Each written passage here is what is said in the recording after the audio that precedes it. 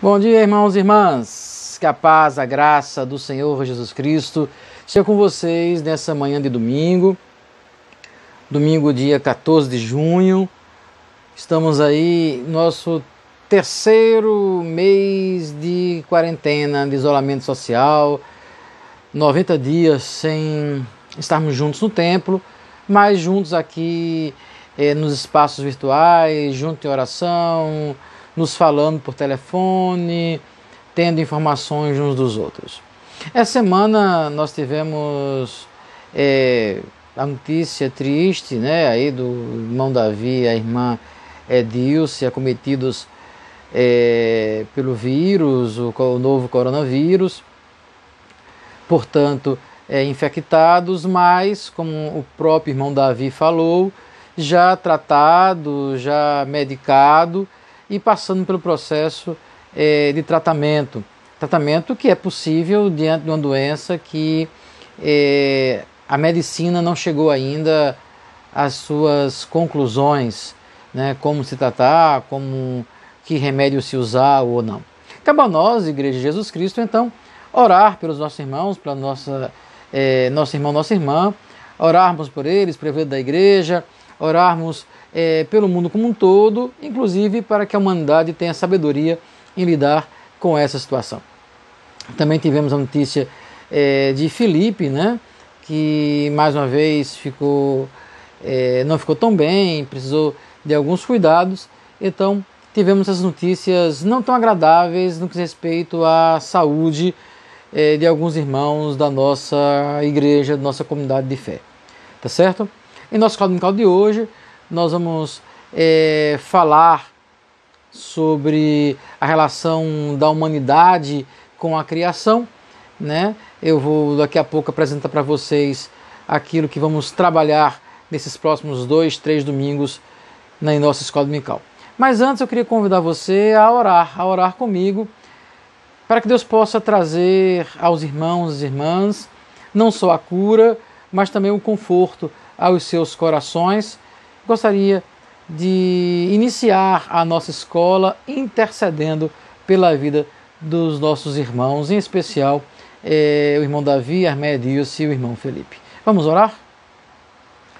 Pai Santo, Pai Bendito, em nome de Jesus Cristo, nós te louvamos pelo dom da vida, te louvamos pela alegria de podermos estar juntos, mesmo distante fisicamente, mas juntos, conectados, lembrando uns os outros em nossas orações, nos preocupando uns com os outros, entendendo que tu tens um propósito para nós todos os momentos de nossa existência. Em nome de Jesus Cristo, queremos agora apresentar diante de ti a tua serva Edilce, o teu servo Davi, ambos cometidos, ó Deus, pelo novo coronavírus, contaminados por esse vírus. Em nome de Jesus Cristo, traz a cura para teu servo e tua serva. Traz, ó Deus, o conforto, que eles possam, nesses momentos de contaminação, possam sentir o conforto que vem do alto, possam, ó Deus, passar por esses momentos guardados por ti, tendo em seus corações a paz que vem do alto, a paz do nosso Senhor Jesus Cristo em seus corações e em suas vidas. Te peço por Felipe também, dá a ele, ó Deus, o tratamento que vem do alto, cuida, Senhor, dando a ele também esta compreensão do teu grande amor.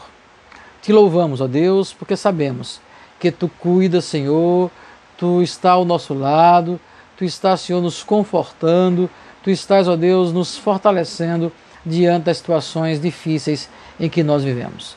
Em nome do Senhor Jesus Cristo, nossa oração nesse momento é que tu venhas, ó Deus, entrar com providência na vida dessas pessoas. Nós te oramos em nome do Senhor Jesus Cristo. Amém e amém. Vamos ouvir um louvor para a glória do Senhor Eterno que o irmão Moisés preparou para a gente.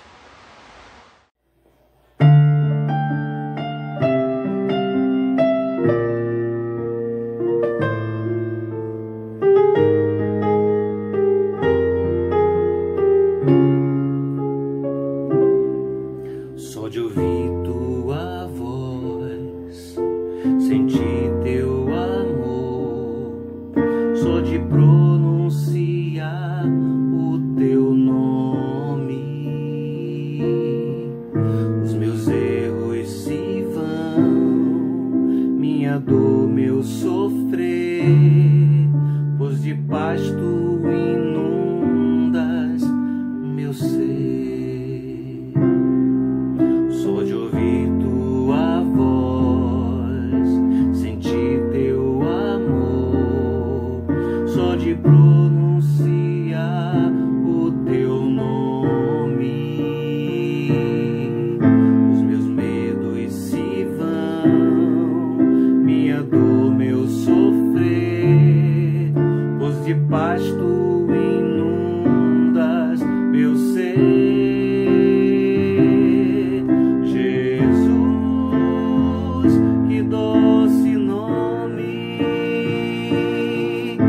Transforma em alegria o meu triste coração. Jesus, só o teu nome é capaz de dar ao homem salvação.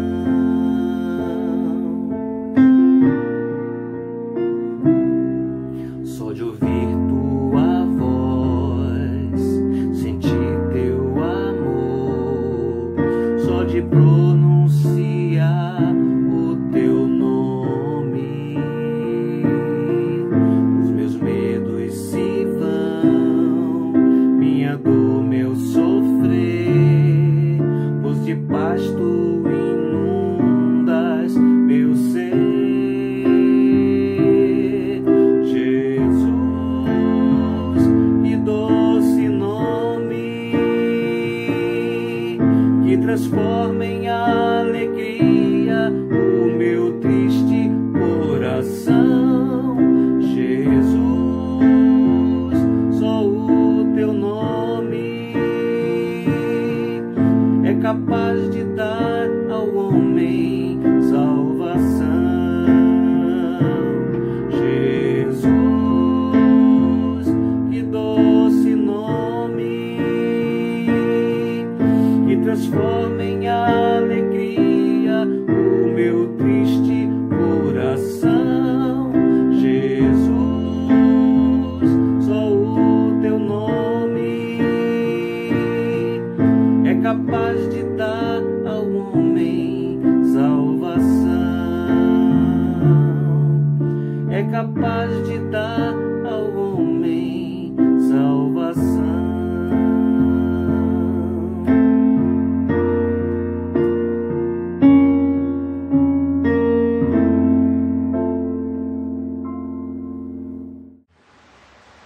Amém. Irmãos e irmãs, nós vamos nos próximos domingos, em nossa escola dominical, trabalhar alguns temas de um livro que a nossa irmã Silvia me emprestou a última vez que estive na casa da irmã Silvia, fazendo uma visita para ela. Ela me emprestou um livro de Justo Gonzalez, chamado Desafios do Século XXI para o Pensamento Cristão. Esse é o livro que a irmã Silvia me emprestou quando eu estive lá. Bom, já após ler esse livro, e enquanto nós estamos nesses momentos ainda de transição, aguardando as decisões não só das autoridades sanitárias, mas a própria compreensão do conselho da igreja, ouvindo a igreja, quando for possível nos reunirmos, enquanto aguardamos esse período para nos reunirmos, nós vamos trabalhando alguns temas, né? Concluímos a revista Escola Dominical, depois trabalhamos alguns temas mais abertos, diaconia, a questão da esperança, que falamos até domingo passado. E aí eu pensei, nesses próximos domingos, trabalharmos os temas que estão presentes nesse livro. São temas desafiadores, temas voltados para pensar o cristianismo no século XXI, tem uma abordagem teológica que nos faz refletir nesses momentos que estamos vivendo realmente. Então, é um livro dividido em duas partes, onde ele faz, na primeira parte, a relação da teologia com algumas temáticas bem importantes para o século XXI, como, por exemplo, a teologia e a economia, a teologia e a ecologia, a teologia e catolicidade, teologia e cultura. E, na sequência, ele fala sobre o mistério dos séculos, quando nasceu o novo século e a visão dos séculos. O autor, Justo González, é um teólogo cubano radicado nos Estados Unidos, autor de uma obra muito vasta,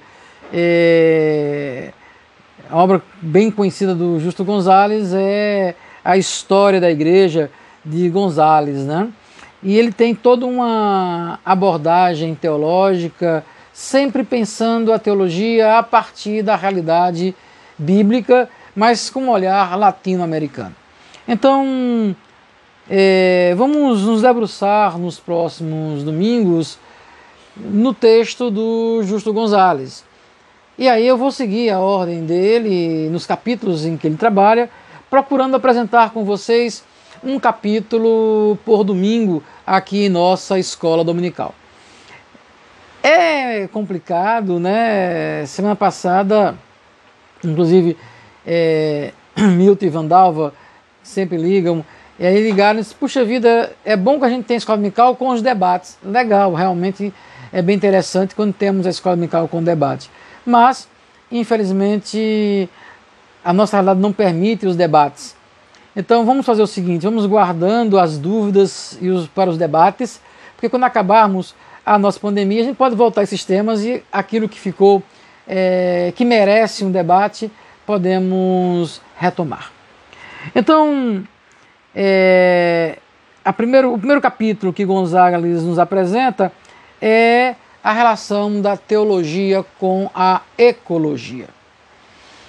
E aí, ele faz um passeio bem interessante, em que ele mostra que o cristianismo, o evangelho de Jesus Cristo, enquanto uma fé que transforma homens e mulheres, nasce em um contexto greco-romano, influenciado basicamente por duas visões filosóficas que apontam para perspectivas diferentes de mundo, ou melhor, a teoria do conhecimento, o modo de perceber o conhecimento, o modo de compreender a origem do conhecimento e como esse conhecimento ele é construído na humanidade, interfere no próprio avanço do cristianismo, interfere na própria leitura que vai ter o cristianismo nessa chamada, no processo de evangelização, no crescimento do cristianismo,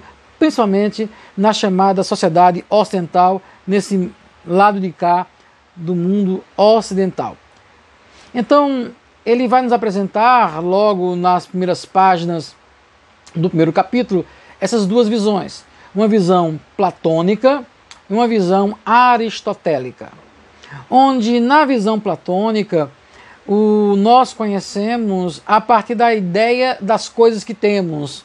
Então, o mundo de Platão, a visão do mundo de Platão é uma visão dual, onde nós temos o mundo das ideias e o mundo sensível, e nesse mundo em que vivemos a partir de um conhecimento que é sombra da ideia, sombra de um conhecimento, de uma verdade que está, vamos assim dizer, superior, né, acima desta humanidade. E as ideias que nós temos, nós trazemos de uma imortalidade da alma, trazemos de um outro mundo, trazemos de uma outra realidade. Então, esta concepção platônica de enxergar o mundo faz com que nós desprezamos, e aqui eu estou sendo bem raso mesmo, tá certo? No livro, González ele não aprofunda a temática, mas ele explica com mais detalhes. Essa visão platônica de mundo faz com que nós, além de dividirmos o mundo entre duas coisas antagônicas, né?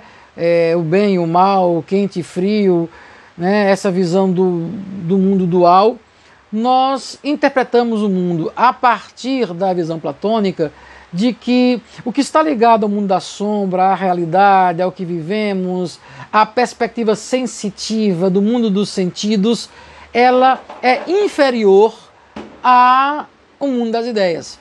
Então, o bem, o belo, a verdade, o justo, está no campo das ideias. Enquanto o que nós sentimos, os sentimentos, o que está no corpo, essas virtudes ligadas à humanidade, está no campo do mundo sensível. A visão platônica faz com que aquela leitura do apóstolo Paulo de pensar nas coisas lá do alto, como vai dizer o apóstolo São Paulo, coloque sempre a realidade divina num patamar bem acima, num patamar superior. Então o céu, as coisas do alto e as coisas da terra. As coisas da terra são malignas, né? E aí a interpretação platônica que nós damos que o mundo jaz no maligno. Então essa é a visão platônica de mundo, que esse olhar platônico nos faz perceber a realidade, perceber, dirigir a nossa vida, e aí entra a perspectiva da teologia, né? Uma teologia que nos leva a pensar a vida a partir de uma realidade que é superior. Somos peregrinos na terra, nós somos passageiros da terra, o céu nos espera. Então, esse mundo que nos espera é o que importa. O mundo daqui não é importante para nós. Está aqui como passageiro. Então, nós somos passageiros e quem puder levar, nós pudermos levar para o céu, para o outro mundo, nós vamos levar. E aí, o processo de evangelização para levarmos as pessoas, tirarmos do mundo para o céu, né? E aí, sempre citando os textos bíblicos, saímos do império das trevas e sermos levados para o reino do Filho, o reino do amor de Deus. Então essa é uma visão platônica e Gonzalez nos apresenta esse olhar platônico. Mas o cristianismo também nasceu, então Platão está ali no século IV a.C., no século III a.C., nós temos o discípulo de Platão que vai assumir, né, terceiro a.C., assume tem uma outra perspectiva de mundo, uma outra forma de conhecer as coisas, que é Aristóteles. Aristóteles, discípulo de Platão, ele então rompe com seu mestre, entendendo que o conhecimento não está no mundo das ideias, mas o conhecimento está aqui, está diante de nós. É através daquilo que vimos, daquilo que sentimos, que nós conhecemos, e a partir desses vários olhares que nós temos, nós construímos uma ideia. Nós construímos uma ideia a partir dos vários olhares, das várias situações em que nós vivemos. Então, para Aristóteles, a realidade, o conhecimento está aqui, diante de nós, diante da realidade existente. Por isso, quando se pensa em Aristóteles, se pensa na moral, na virtude do homem que vive, e é a partir da sua virtude, a partir da sua concepção de viver de forma correta, viver para a cidade, viver em busca da felicidade, você então consegue vivendo dessas experiências em que você estabelece no ato de criar seu filho, no trato com os seus escravos. Vamos lembrar que a sociedade grega era escravagista, Aristóteles defende a escravidão. Então, é nesse trato diário que você vai se formar um bom cidadão. Você vai ser um bom membro da polis. E a polis, a cidade, traz a ideia de civilização. A ideia de algo que é bom. Viver na cidade é bom. É para a cidade que o homem foi criado. Frase clássica de Aristóteles, né? O homem é um animal político se ele não fosse um animal político, não fosse um homem da polis, da cidade, ou ele seria um deus, ou seria uma besta fera. Então o homem, ele é um homem da cidade. E é na cidade, nas coisas reais, que nós conhecemos e que nós podemos ser felizes. Sermos felizes. Essa visão aristotélica de mundo traz um evangelho mais prático, uma perspectiva teológica com um olhar mais aristotélico, faz um olhar mais prático, um olhar de uma igreja mais presente na sociedade, uma igreja mais vivenciando a realidade de um mundo presente, consequentemente utilizando os recursos que esse mundo coloca, que essa cidade coloca, que esse cosmos coloca, para garantir a felicidade humana. Então vejam, se em Platão a felicidade está na ideia, no conhecer a Deus, na relação com o Senhor, não em Platão, né? Na leitura platônica do Evangelho, está a conhecer a Deus, Deus que está num outro lugar, Deus que está distante, vamos ao céu. Em Aristóteles, essa leitura de um cristianismo por um viés aristotélico faz pensar numa felicidade em que eu posso utilizar os meios para garantir a minha felicidade aqui. E aí, para garantir a minha felicidade aqui, eu tenho que seguir algumas regras, seguir alguns conceitos, e aí vem toda uma ideia de moralidade, de uma moral cristã, de uma filosofia moral baseada em princípios aristotélicos. Essas duas visões de mundo influenciam o cristianismo, consequentemente influencia o modo como o cristianismo vai interpretar a Escritura Sagrada.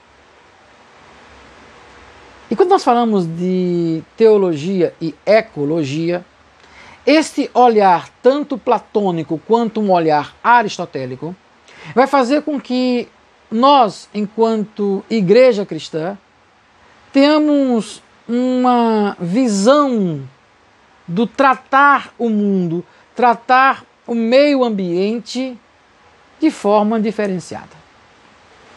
Quando nós olhamos para a realidade do meio ambiente, olhamos para a realidade da relação com o meio ambiente numa perspectiva platônica, ou melhor, interpretamos a Escritura pelo viés platônico, nós não nos preocupamos com o meio ambiente. Porque, afinal de contas, Cristo vai voltar, nós vamos para o céu, e aqui a terra é apenas uma passagem para que nós possamos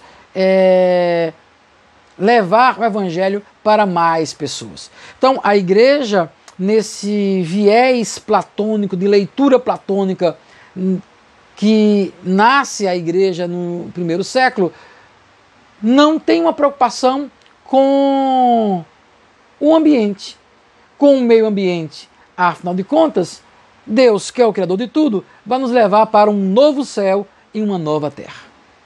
Isso faz com que as pessoas não estejam preocupadas com a relação ser humano, ambiente em que vive. Ser humano e ecossistema. Ser humano e ambiente em que se vive. Porque, afinal de contas, eu vou para o céu. O céu é um lindo lugar. Como diz um corinho antigo, né? Caminhando eu vou para Canaã, caminhando eu vou. Eita, desafinei, né? Eu sou desafinado mesmo. Mas essa ideia do céu. Já a leitura aristotélica, já a leitura do Evangelho pelo viés de Aristóteles, logo um viés mais, vamos dizer, racional, que está vendo o mundo a partir da realidade existente, faz pensar sim, pensar no ambiente em que se vive. Mas que ambiente que se vive? O viés aristotélico entende que a cidade é o lugar da felicidade humana. Mas a cidade, nesta perspectiva bem urbana mesmo, da polis, da cidade, do ambiente urbano, em que nós utilizamos os mecanismos humanos para garantir a nossa felicidade. Sem ter uma ideia, voltando para Aristóteles, ele trata a cidade como sendo o terceiro nível de sociedade. Então, para ele, nós temos 3 níveis de sociedade: a família, a aldeia e a polis. Então, várias famílias geram uma aldeia e várias aldeias juntas geram a polis. Mas é nessa família que você vai ter um núcleo central da sociedade. Ela também tem 3 níveis, 3 tipos de relação. A relação homem-mulher, relação pai-filho, relação senhor-escravo. Sim, Aristóteles defende a escravidão. Para ele, os povos bárbaros, eles não usavam a razão como deviam usar. Eles eram uma espécie de ferramentas vivas. Por isso, os gregos defendiam a escravidão. Então, nesses 3 níveis de relacionamento, homem-mulher, pai-filho, senhor-escravo, há sempre uma relação de superioridade. O bom pai, o bom chefe de família, o bom cidadão, vai ser o bom membro da polis. Então, o bom pai, o bom senhor de escravo, aquele que tem uma relação de domínio sobre a sua mulher, vai alcançar ser um bom cidadão, será um bom membro da polis. Então, é na família em que você vai projetar aquilo que a polis deseja ser. Essa visão aristotélica aponta para que a cidade é lugar da felicidade.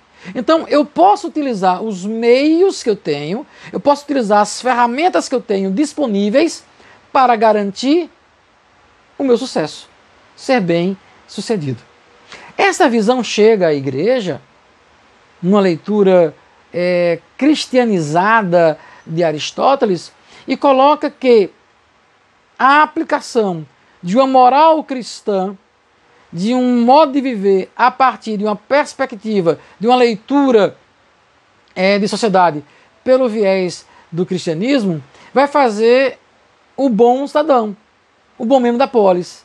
E eu posso utilizar como um bom membro da polis, um bom membro da cidade, vai garantir o sucesso da cidade. Então eu posso me utilizar de todos os recursos necessários, inclusive a escravidão, para garantir o meu sucesso, o meu desenvolvimento, o meu processo civilizatório. É esse olhar aristotélico, inclusive de superioridade dos gregos em relação a outros povos, que faz com que os cristãos europeus do século XV e XVI venham para as Américas, dominem as Américas e cristianizem as Américas, trazendo uma visão superior, uma visão de civilidade, de cidade para as Américas, construindo então a nossa América Latina, o nosso Brasil, esta visão cristianizada de América pelo olhar superior. Em nome desse processo civilizatório, esta cristandade destruiu os povos originários. Os originários da América do Sul, os maias, incas, astecas. Então existe uma exploração em nome de um processo civilizatório em busca da felicidade. Percebem como Aristóteles está presente nessa leitura de mundo? Então, quando o cristianismo nasce, ele nasce nesses 2 berços, um berço platônico e um berço aristotélico. Então, tanto a visão platônica quanto a visão aristotélica fez com que o cristianismo se afastasse da discussão em relação ao meio ambiente, em relação à discussão em relação à à Terra, ao cosmos, ao ambiente em que nós vivemos. O Justo Gonzalez, então, nos propõe uma leitura do texto sagrado para tentarmos desmistificar tanto essa visão platônica de que o céu é o importante, quanto a visão aristotélica que a conquista da Terra em busca da felicidade humana compensa, inclusive, a destruição da própria Terra. Como é que podemos observar isso olhando para o texto sagrado? E aqui, Justo Gonzalez vai nos apresentar, nos trazer a lembrança, né, uma expressão que eu gosto, né, vai nos trazer à baila a expressão lá do texto de Gênesis, os dois textos da criação de Gênesis. Tanto Gênesis 1 quanto Gênesis 2, nós temos as duas narrativas da criação.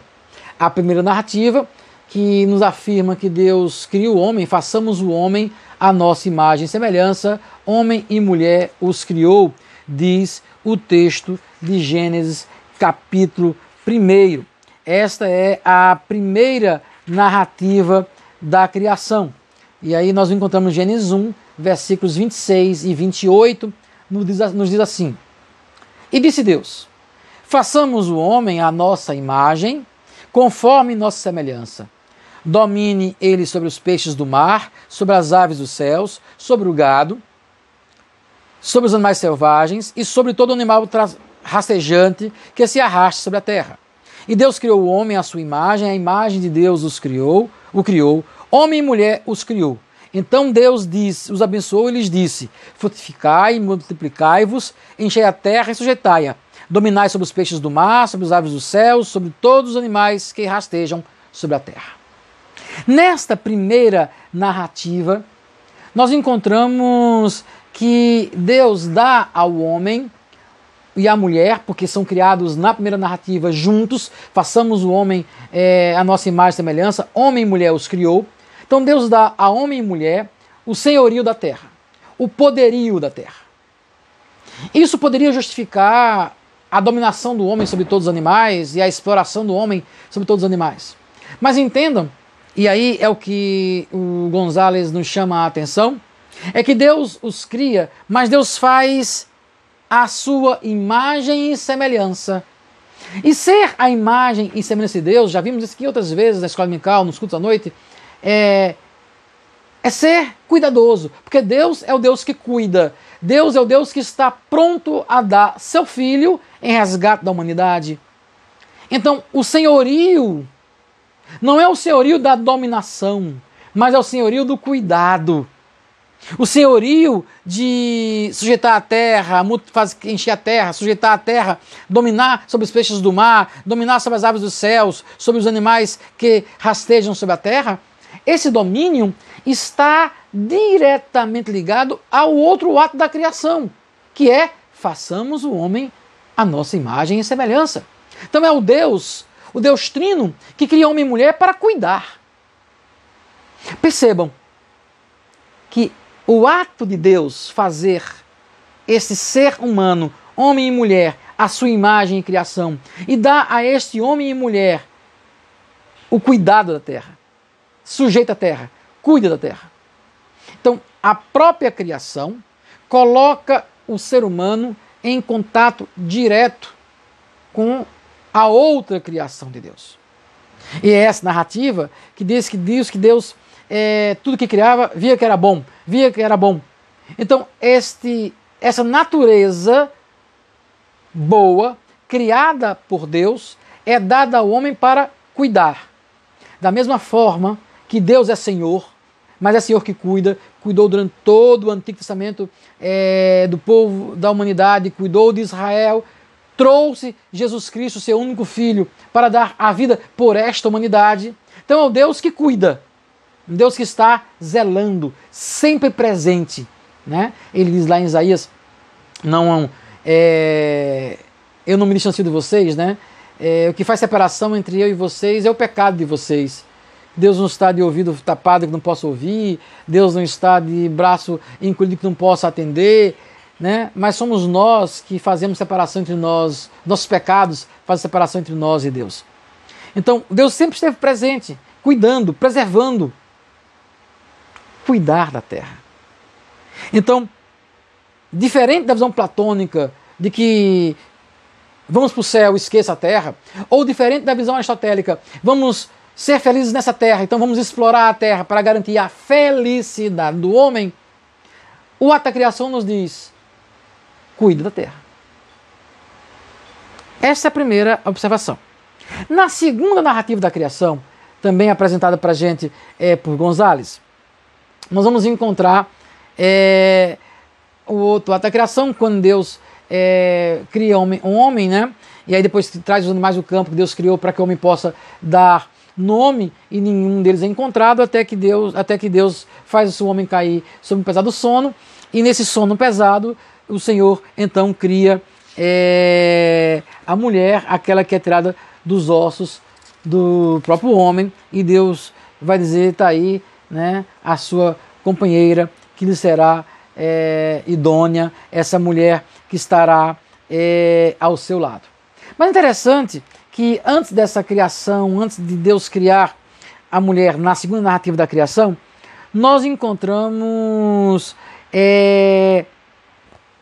a seguinte expressão em Gênesis 2, versículo 7.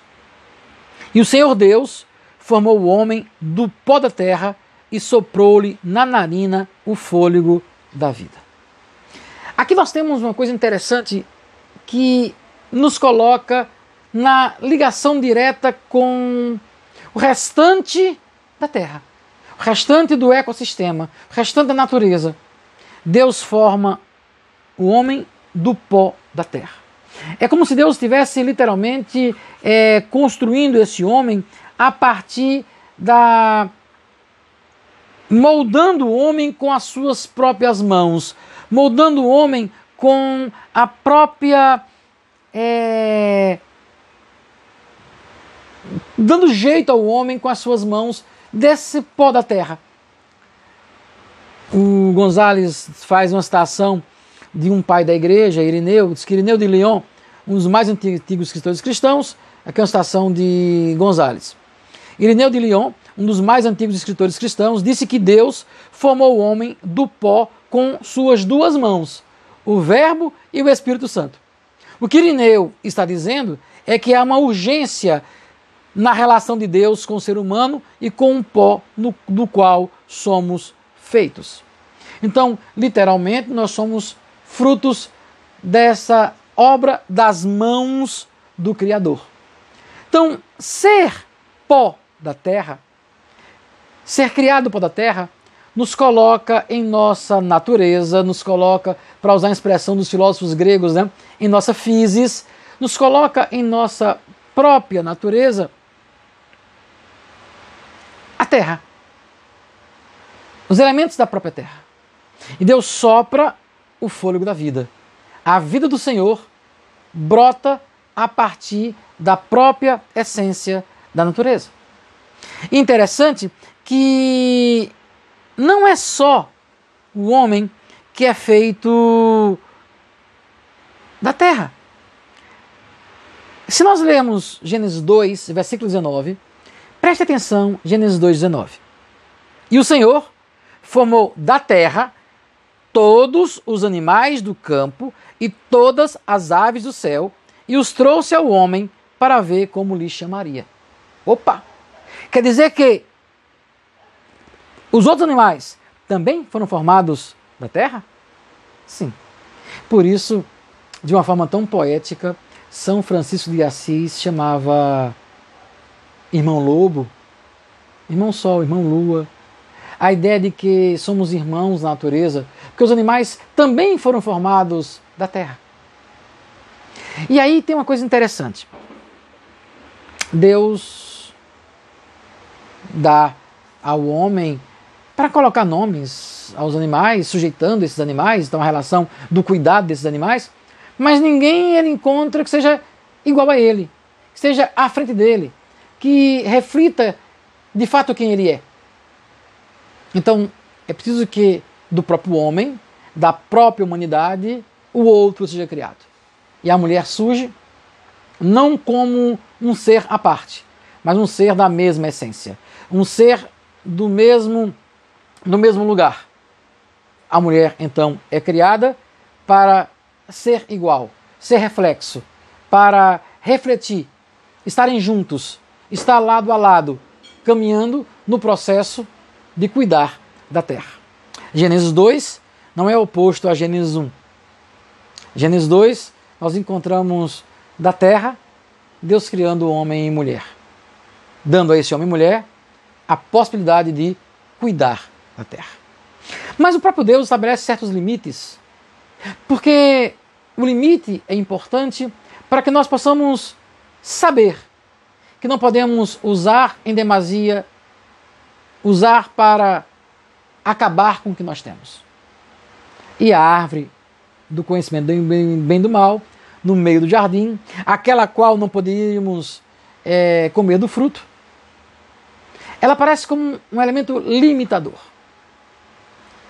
Quando o homem ele destrói o que é bom, agradável aos olhos, que pode lhe ser útil, quando ele usa aquilo para explorar para seu benefício próprio, não estando preocupado com as demais coisas, esse homem destrói todo o projeto que Deus tem para ele. Quando o homem e a mulher comem do fruto do conhecimento, homem e mulher quebram os limites, homem e mulher buscam o que é bem, o que é bom, agradável, formoso, que pode dar prazer a ele. Ele usa esse bom, agradável, que pode dar prazer, para satisfação própria. E com ele toda a humanidade cai. O processo da criação, que era um processo em que as relações humanas eram transparentes. Lembra lá em Gênesis 2 que homem e mulher estavam nus e os dois não se envergonhavam. A ideia de ser idônea é alguém que é igual a você, que reflete quem você é, parceiros para juntos da terra, criados com esse mesmo propósito. Agora, logo após o pecado, logo após o comer da árvore do fruto do bem e do mal, né, do fruto da árvore do conhecimento do bem e do mal, o homem começa a acusar a mulher. Começa a ver como aquela, não mais o outro que é o seu espelho, mas o outro que o satisfaz, não mais o outro que ele satisfaz, não mais o outro que o complementa, mas aquele que traz problema para mim. Porque quando nós exploramos e nós queremos apenas a nossa satisfação, olha o olhar aristotélico, a satisfação do ser humano enquanto satisfação própria, nós caminhamos para desarmonizar todas as relações. Relação com o meio ambiente, relação com o próximo. E aí quando nós pensamos que a entrada do pecado na narrativa de Gênesis 3 diz que a própria natureza ela vai sofrer com isso. O homem agora vai ter que plantar, vai ter que comer do sol de sua terra, a mulher vai sofrer as dores de parto. E lá em Romanos 8, né, o próprio Paulo vai dizer que a natureza geme, sofre por causa do pecado da humanidade. Nem Platão, nem Aristóteles. O Evangelho, em 2 Coríntios 5, versículo 17, diz que em Cristo somos feitos novas criaturas. Gonzalez aponta uma coisa interessante. Ele diz que a melhor tradução não é nova criatura, mas em Cristo somos feitos nova criação. Essa nova criação é uma criação que aponta para aquela visão do Gênesis, aquele que cuida da natureza. Então, como eu falei, nem Platão nem Aristóteles, é Evangelho de Jesus Cristo. Somos criados para cuidar do ambiente em que estamos, cuidar da nossa casa. Então a igreja é sim responsável pela discussão em relação ao meio ambiente. Não podemos nos esquivar. Não podemos deixar de lado as discussões ambientalistas. Há um limite. E o limite é exatamente o que é bom, o que é agradável, o que parece perfeito. A natureza é boa, agradável e perfeita. Vamos entender que este é o nosso limite. Não podemos pensar na natureza como ilimitada, que podemos fazer o que queremos. Não. O bem que nós buscamos para o ser humano, que está na eternidade, mas a eternidade que começa agora. Começa com o ambiente em que estamos vivendo. Uma eternidade que nos é apontado pelo Evangelho, começa com o cuidado do outro. E esse outro é o outro humano, aquele criado como nós, a imagem e semelhança de Deus, aquele que foi criado a partir de nós mesmos para nós cuidarmos uns dos outros, mas também da terra.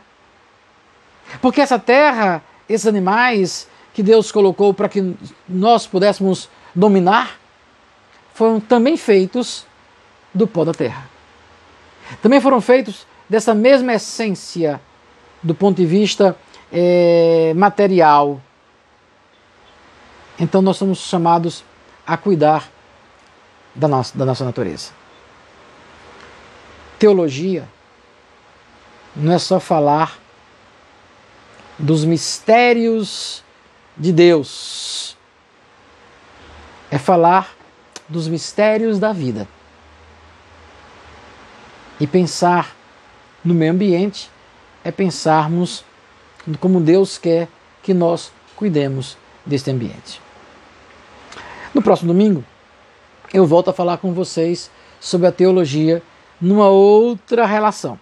Domingo que vem, vamos pensar em teologia e economia, que tem muito a ver, sim, com esta teologia e ecologia. Porque quando nós exploramos a terra, nós exploramos o outro, exploramos nas relações econômicas. E até que ponto Deus nos criou para explorarmos a terra ou explorarmos uns aos outros? Deus nos criou para cuidarmos uns dos outros. Por isso, quem está em Cristo, nova criação é. As coisas velhas passaram e tudo se fez novo. Deus abençoe, irmãs e irmãos. Vamos ouvir mais um louvor. Depois nós encerramos com a oração.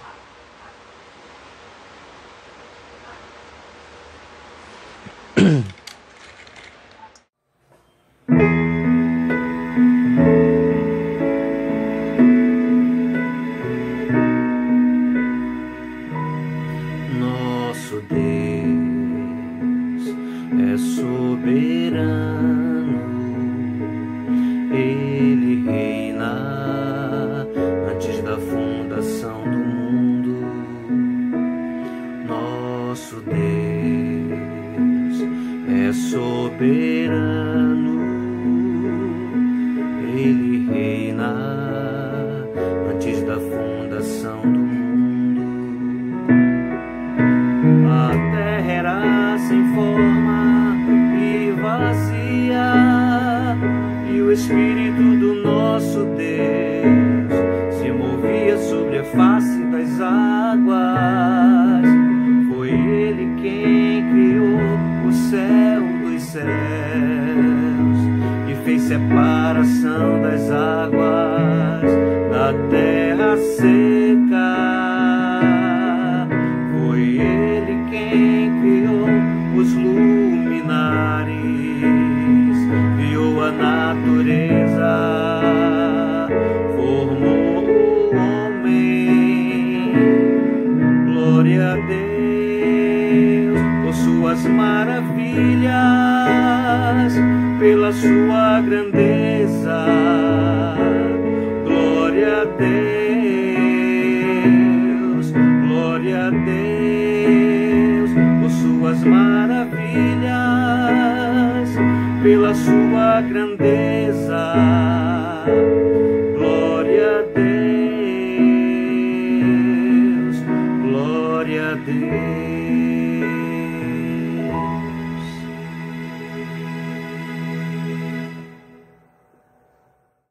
Amém.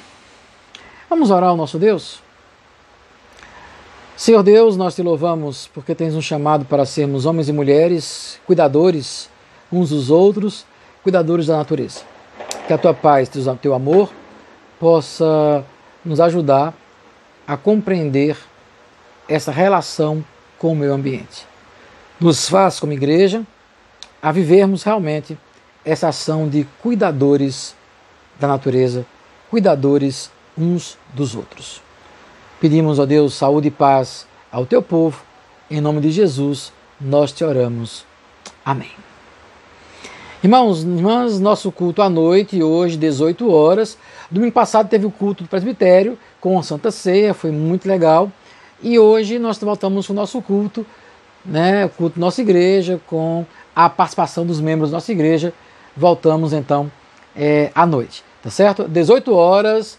Eu vou colocar o link para vocês e aí vocês, às 18 horas, acessam para assistir o nosso culto. Até a noite.